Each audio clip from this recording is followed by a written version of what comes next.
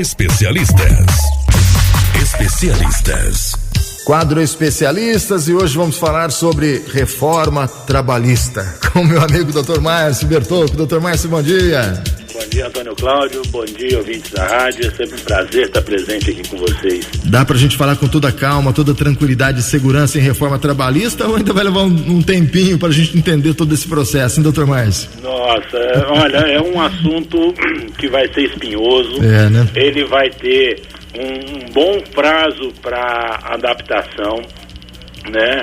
O judiciário vai ter que interpretar muito bem essa legislação, essa nova legislação, para poder aplicar as decisões com naturalidade, com equidade, né? Com razoabilidade. Então a gente tem um bom prazo pela frente. Mas o que é muito importante é essa discussão a respeito disso, né? Tem muita novidade, tem sim. Tem uma visão muito positiva nessa situação, né? Onde está se buscando aí corrigir algumas discrepâncias, muita coisa que o próprio judiciário já reclamava, mas não tinha legislação para fundamentar, né? E por óbvio, né? As críticas existem. Mas vamos lá, né? A gente tem que ir se adequando a isso. É a visão moderna do direito, a forma como o direito vai se modernizando ao longo do tempo. Com certeza. E o próprio governo, né? Ele já tem essa consciência de que essas mudanças elas vão demorar mais do que o previsto para entrar em vigor, né, doutor Márcio? Exatamente. O próprio governo já tem essa consciência, né? Vamos só assim deixar claro uma situação. Entrar em vigor vai vigorar a partir do dia 11 de novembro. Então toda a reforma passa a vigorar ou a valer a partir de 11 de novembro. Agora, a forma como ela vai ser aplicada, como ela vai ser interpretada, que vai, ao longo do tempo, ser definida aí pelos órgãos do judiciário, do próprio Ministério do Trabalho, das delegacias do trabalho. Tem muita coisa para ser organizada a partir daí. O próprio Palácio do Planalto já admite alterar esse texto, né, que vai entrar em vigor no dia 11. Então tem muita água para passar debaixo da ponte, né, doutor Márcio? Muita água. Mas vamos lá, no que a gente tem até agora. Eu peguei alguns pontos aqui para a gente tá orientando, passando algumas informações para a população, para os nossos ouvintes. Por exemplo, doutor Márcio, questão da jornada diária de trabalho. Como é que vai ficar nessa nova legislação? O que está previsto lá na lei? Perfeito. Vamos lá, importante observar mais uma vez que a gente já falou aqui. Todas as cláusulas constantes da Constituição não tiveram mudanças, tá? Então, portanto, a jornada de trabalho diária, a Constituição determina 8 horas diárias e 44 semanais. Isso não mudou, não teve mudanças a esse respeito. O que modificou um pouquinho foi a autorização de se fazer horas extras a mais nesses dias, né? Então, hoje, a previsão é de que você tenha até 2 horas extras por dia para fazer no seu dia de trabalho. Então você trabalha 8 horas, você está autorizado a fazer até 2 horas extras no dia. A mudança vem no sentido de você vai estar autorizado a fazer até 4 horas no dia, né? Então você pode alongar a sua jornada de trabalho. Mas isso é em relação às horas extras. Então, o horário normal de trabalho continua o mesmo. Tá, iria passar então de 2 horas de hoje para 4. Exatamente. É isso, né? E aquela questão da jornada de 12 por 36, como é que vai funcionar? Então, isso tá uma polêmica muito grande, né? Isso. Porque se a vedação constitucional é de até, no caso que passou, até 8 horas por dia, entende-se que 12 horas por dia é ilegal, ou seja, inconstitucional. Mas mas eu posso fazer hora extra, certo? Hora extra não é o horário regular. A Constituição fala em 8 horas horário regular. Aqui está falando 12 por 36, 12 como horário regular. Isso a Constituição não admite. Então, está uma discussão muito grande a respeito disso. Uma dessas mudanças que o governo veio anunciando, que foi prometido quando da divulgação, né, das reformas, é de que essa parte seria alterada. A gente já tem informação que um pouquinho antes do dia 11 já deve sair uma medida do governo, ou através de uma medida promisória, ou através de um projeto de lei de urgência, para rever isso. Então, hoje, especificamente, não dá para a gente ter uma posição segura de como isso vai ser aplicado. Se isso vai ser realmente aceito, se isso vai sofrer alguma modificação, ou se o judiciário vem pela inconstitucionalidade desse tipo de jornada de trabalho. Esperar, então não dá para ter uma posição segura hoje. É esperar para ver o que vai acontecer, né, doutor? Exatamente. Márcio? Esse é um daqueles casos que vai levar uma discussão bem aprofundada até se chegar num equilíbrio em relação às garantias legais que isso possa ter. O senhor já deu uma explicação, explanação sobre a questão das horas extras e a questão das folgas, que também agora parece que podem ser negociadas, né? Como é que fica isso? Exatamente. As folgas podem ser negociadas. Um dos grandes problemas hoje ficava nessa situação do banco de horas ou horas extras, né? Então, a hora extra, ela não teve alteração nenhuma. Quer dizer, o empregado que trabalhou além da sua jornada normal de trabalho, ele tem direito às horas extras. Entretanto, através de uma convenção coletiva de trabalho, de um acordo coletivo ou até mesmo de um acordo individual, você pode negociar essas horas extras transformadas em banco de horas, né? E as horas que você trabalhou a mais em um dia, você descansa em outros dias, né? Você troca isso daí. E a mudança significativa. Porque fala assim, mas isso daí já acontece hoje em dia, tá? Mas qual que é a mudança significativa? Quando ia para o judiciário não aceitava isso, justamente por não ter uma legislação que fundamentasse as suas decisões. Então ele cancelava esse banco de horas e transformava tudo em horas extras a serem pagas em dinheiro e não em folgas. Sim. Essa nova visão é no sentido de que o judiciário, a partir do momento que você fez esse acordo, né, seja individual ou coletivo, o judiciário não pode mais anular esse acordo. Ele tem que ser mantido obrigatoriamente. Essa que é a grande diferença. Esse banco de horas só seria transformado em horas extras a serem pagas caso o funcionário fosse demitido ou pedisse demissão, né? Ou houvesse uma rescisão do contrato de trabalho.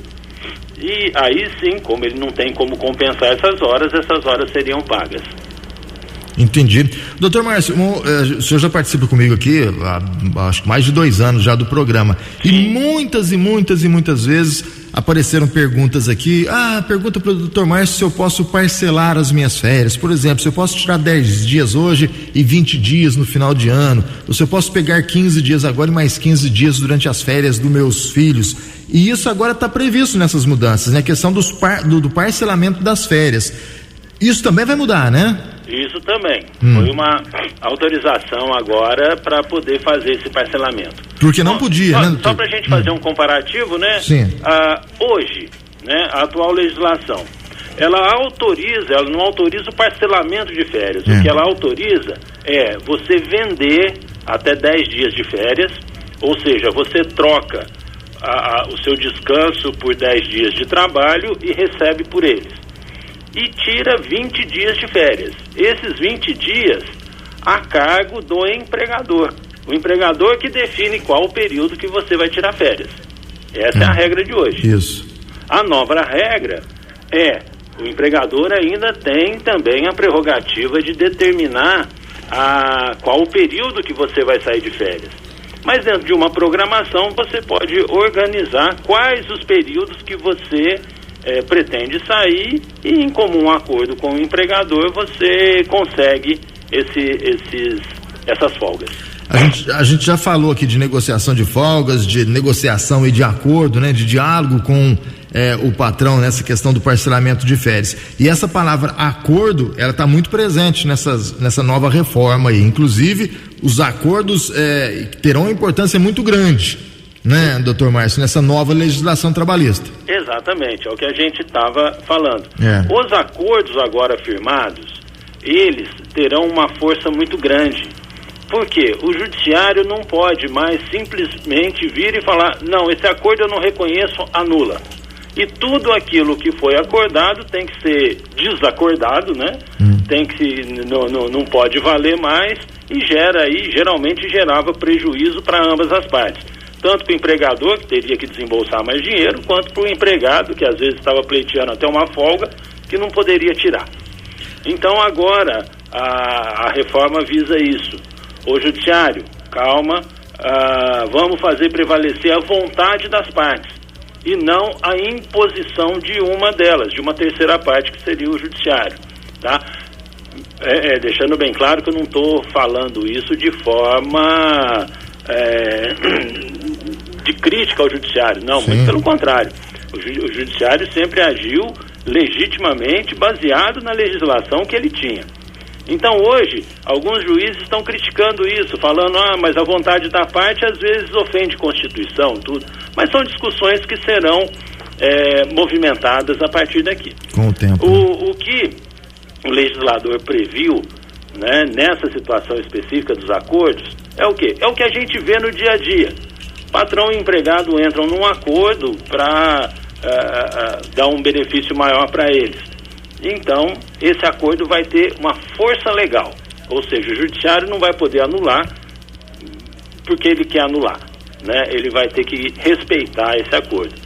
Isso daí é para diminuir o contencioso trabalhista, né? Ou a judicialização dos contratos de trabalho, diminuir os processos trabalhistas e dar uma maior fluência no contrato de trabalho, não deixar o contrato de trabalho tão engessado. Né? Ou faz assim ou não pode fazer, ou faz assado ou não pode fazer. Então o acordo dá uma mobilidade maior. A preocupação que o judiciário tem é que a gente está conversando isso numa área do Brasil que tem um nível sociocultural maior. Eles estão preocupados com áreas tipo Norte, Nordeste, que o nível sociocultural é menor. Então pode existir uma imposição ilegal do empregador sobre o empregado, aonde gera até aquela condição do trabalho escravo. Doutor Márcio, outro assunto que tem despertado muitas discussões, mas muitas mesmo, acaloradas, né, é a questão do trabalho intermitente. O que é esse trabalho intermitente? Tem gente que fala, isso vai ser escravidão, outros já defendem. Explica pra gente o que é esse trabalho intermitente. Esse trabalho intermitente é uma novidade, né? Esse não tem nenhuma correlação com a legislação atual, é uma novidade grande mesmo, né? Porque o trabalho intermitente, ele vem no sentido aqui, de dar uma grande flexibilização na jornada, né? No pagamento e na forma de trabalho que ele é executado.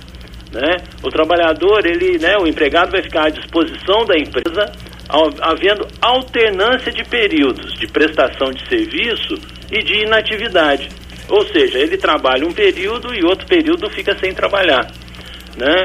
Que pode durar alguns dias ou alguns meses, né? Isso daí também são coisas que ao longo do tempo vão se sedimentando, vão concretizando. E no período de inatividade, o empregado pode usar esse período em que ele não esteja trabalhando para essa determinada empresa para as outras atividades em outras empresas, né? Seria mais ou menos aquela visão do autônomo. Eu trabalho para um, para outro e tudo bem. Só que nesse caso aqui, ele estaria vinculado a uma determinada empresa, né? E o empregador também, ele tem as suas obrigações. Para que ele possa chamar o empregado de volta, esse empregado intermitente, ele tem que avisá-lo com até 3 dias de antecedência, né? E o empregado pode recusar esse chamado. Quer dizer, é uma figura jurídica totalmente nova, né? Hoje é até difícil a gente imaginar isso. Fala assim, puxa, eu tenho um empregado, tem a subordinação, né? Ele está vinculado a mim, mas eu tenho que avisá-lo com 3 dias de antecedência para ele vir trabalhar, se eu estiver precisando, mas e aí se ele pode recusar, e aí como é que eu faço? Ele pode falar não? É uma situação que a gente ainda vai ter que trabalhar isso. Mais um assunto aí que vai, com certeza, dar muito pano pra manga. Para finalizar, doutor Márcio, a questão aí do imposto sindical, como é que ficou definido? O trabalhador ele não vai mais precisar de pagar o imposto sindical mesmo? Pelo menos por enquanto? Não é precisar de pagar, né? Tá. Hoje, o imposto sindical ele é obrigatório, ou seja, independente ou não da vontade do empregado, é descontado um dia de trabalho dele para pagamento do imposto sindical. Essa regra tá mudando no seguinte sentido. Hoje é uma opção do empregado se filiar ao sindicato e fazer a contribuição. Ele só vai fazer essa contribuição para o sindicato se o sindicato provar para ele que merece esse recebimento, como qualquer atividade normal. Você só paga por alguma coisa que você precise ou que você queira, né? E não uma obrigação. Então essa que é a situação. Então vai deixar de existir o imposto sindical? Não, o imposto continua normalmente, só não vai ter a obrigatoriedade. Eu vou poder optar por pagar ou não. Exatamente. Né? Se eu ver que o sindicato faz alguma coisa para minha classe, eu continuo pagando, né? Até para valorizar o sindicato. Caso contrário, não quero mais saber do sindicato. É isso, né, doutor? Exatamente. Ontem eu acho que isso deu uma moralizada nessa situação. Até porque sindicatos sequer estão prestando contas das suas atividades ou das suas receitas, o que deixa a gente com aquela sensação de estar sendo usado, né? Claro. Para onde está indo o nosso dinheiro? Não pode acontecer. Eu acho que veio num bom sentido isso, para moralizar, realmente dar uma efetividade para os sindicatos. Os sindicatos são muito importantes nessa relação. Eles trazem aí uma proteção muito grande para o trabalhador, mas ele também tem que ser uma entidade com bastante austeridade, né? Não pode ficar nessa bagunça que a gente está vendo em vários setores aí. Sindicatos sérios fazem tudo isso que o senhor disse, né, doutor Márcio? Exatamente. Mas tem muito pilantra por aí, infelizmente, né? Infelizmente. Doutor Márcio, acho show de bola, acho que a gente conseguiu esclarecer bastante pontos aqui dessa reforma aí e provavelmente a gente vai voltar a falar nesse assunto aí nos próximos programas. Muito obrigado pela participação de hoje, viu, doutor Márcio? Eu que agradeço, é um assunto muito gostoso, né? Sim. Porque interfere diretamente no nosso dia a dia, e como toda novidade a gente tem que falar bastante sobre ele para poder entender e trazer os esclarecimentos necessários. Grande abraço. Fico muito agradecido de poder ajudar nesse sentido. Grande abraço, doutor Márcio, até a próxima semana. Eu que agradeço, um bom final de semana a todos.